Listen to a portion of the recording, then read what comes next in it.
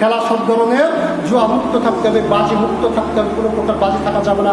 আপনি ওই খেলা যদি খেলতে পারেন সেই খেলা হালাল, আর যেই খেলায় বাজি থাকবে সেই খেলা হালাল নয়, সেটা হচ্ছে হারাম। মানে আল্লাহ রাব্বুল আলামিন বলছেন আইয়ুহাল্লাযীনা আমানু ইন্নামাল খামরু ওয়াল মাইসির ওয়াল আনসাব ওয়াল আজলাম রিজসুম মিন আমালিশ শাইতান। নিশ্চয় মদ, জুয়া, এইরকমভাবে খেল তামাশা করা, এইরকম সমস্ত কিছু হচ্ছে আমালিশ শাইতান, এইগুলো হচ্ছে শয়তানের কাজ। ফাস্তানিবু, সুতরাং যেই খেলায় জোয়ার হচ্ছে সেই খেলা হতে দূরে থাকো, যেই খেলা হতে জোয়ার হচ্ছে সেই খেলা দেখা হতে দূরে থাকো। আল্লাহ বলে ফাস্তানিবু, তোমরা এইগুলো দেখা হতে দূরে থাকো। কোনগুলো দেখা? যেই খেলায় কি রয়েছে? জোয়ার রয়েছে, যেই খেলায় মদের ব্যবস্থা রয়েছে, যেই খেলায় হারাম দ্রব্যের ব্যবস্থা রয়েছে, এমন বস্তু হতে দূরে থাকো। লাআল্লাকুম তুফলিহুন, যদি এইগুলো হতে যদি বিরত থাকতে পারো, লাআল্লাকুম, সম্ভব তোমরা তুফলিহুন, সফল কাম হতে পারবে। তারপরে 91 নম্বর আয়াতে বলছেন এই শয়তান চায় এই জুয়ার মাধ্যমে, খেলার মাধ্যমে, মদের মাধ্যমে কি করতে চায়?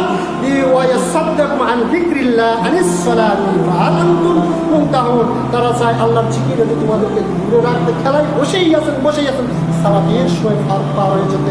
আল্লাহ যেটা শয়তান এমনভাবে মনোযোগ লাগিয়ে দিয়েছেন, আপনি সালাত হতে গাফেল হয়ে গেছেন, আপনি জিকির হতে গাফেল হয়ে গেছেন। আল্লাহ রাসূল সাল্লাল্লাহু আলাইহি ওয়াসাল্লাম বলছেন, আব্দুল্লাহ ইবনে আমর ইবনে আস রাদিয়াল্লাহু আনহু তিনি বলছেন, বাজি ধরে দুইটি গুটি দ্বারা জুয়াই খেলা অংশগ্রহণকারী, বাজি ধরে যারা গুটি দিয়ে বাজি খেলা, ক্যারাম গুটি খেলা, এটাও গুটি খেলা, এটাও শুধু বিশ্বকাপের খেলা নয়, এগুলো যেগুলো খেলাতে বাজি হয়, যেগুলো খেলাতে কি হয়? বাজি হয়। রাসূল বলতেছেন এরকম বাজির অংশগ্রহণকারী স্বয়ং সে শুকরের মাংস ভক্ষণকারী। কত কঠিন কথা রাসূল মুহাম্মদ সাল্লাল্লাহু আলাইহি ওয়াসাল্লাম বলছেন। এবং বাজিবিহীন খেলা তো বাজি নেই, কি নাই? বাজি না, কিন্তু জুয়া। বাজি না, তারপরে কি? জুয়া। আমরা যারা খেলোয়াড় খেলা দেখতেছে তারা বাজি ধরে, তারা কি ধরে? বাজি ধরে।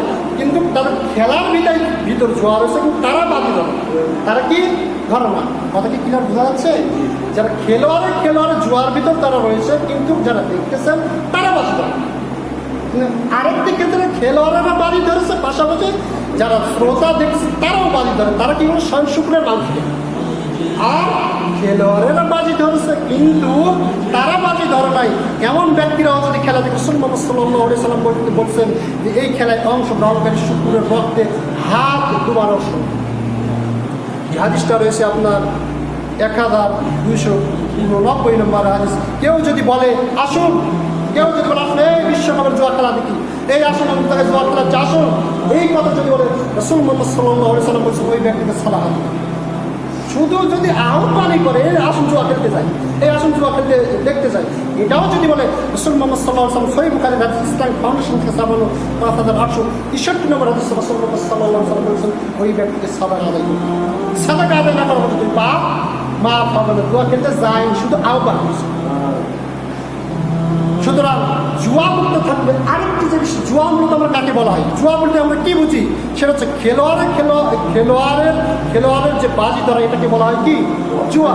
খেলোয়াড়ের এবং খেলোয়াড় মনে করেন দুইজন দলে ইনি দিবেন 5,000 টাকা, ইনি দিবেন 5,000 টাকা। দুইজন দলের ভিতর যদি ইনি যদি হেরে যান, পুরো 5,000 টাকা লস, ইনি 10,000 টাকা। এটা হচ্ছে জুয়া। এটা কি বলা হয়? এটা বলা হয় জুয়া। খেলোয়াড়ের পক্ষে বিপক্ষে বাজি ধরা, এটা হচ্ছে আমার জুয়া।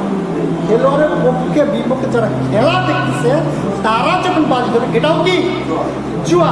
তারপরে টাকার যেখানে হারজিত থাকবে, টাকার হারজিত থাকবে, মানে এমনভাবে হারজিত থাকবে এক পক্ষ একেবারে নিঃস্ব। ওই যে আপনার ঘুরে কি বলে কি খেলা ঘুরে না, ঘুরে করে যেখানে টাকা পড়ে সেই লোক পায়, আর বাদ বাকি তামানের টাকা নিয়ে দেয়, ওকে কি করে দেয়?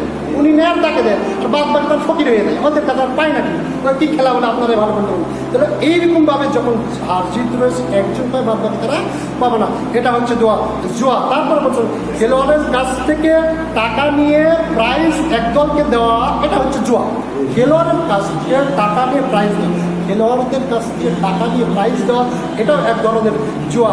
বেট লাগানো, যে বেট লাগানো, এটা এত এইরকম বেট লাগানো, এটা হচ্ছে জুয়া।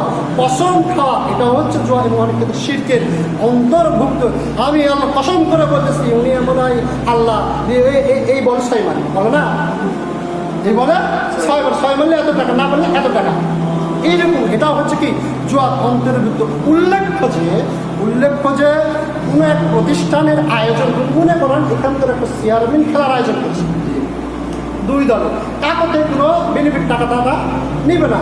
চেয়ারম্যান আয়োজন করেছেন, যখন এক দল জিতে গেছেন তাকে সে খেলোয়াড়ের পক্ষ থেকে চেয়ারম্যানের পক্ষ থেকে পুরস্কার দিয়েছেন ব্যক্তিগতভাবে, বা কোনো একটা কমিটির পক্ষ থেকে তাকে পুরস্কার দিয়েছেন। এইরকম খেলা যায় যেন পাকিস্তান খেলা, এইরকম খেলা যায়। পুরস্কার ছাড়া খেলা হয়, মানুষ খেলবে, পুরস্কার আসবে তৃতীয় পক্ষের লোক থেকে আসবে, ওই দুই পক্ষের লোক থেকে আসবে না। যেমন খেলা জায়েজ বলেছেন আল্লাহ রাব্বুল আলামিন, এটা ভালো জানে, সুতরাং আল্লাহ রাব্বুল আলামিন বোঝার তৌফিক দান করুন। সকলে বলছে আল্লাহ।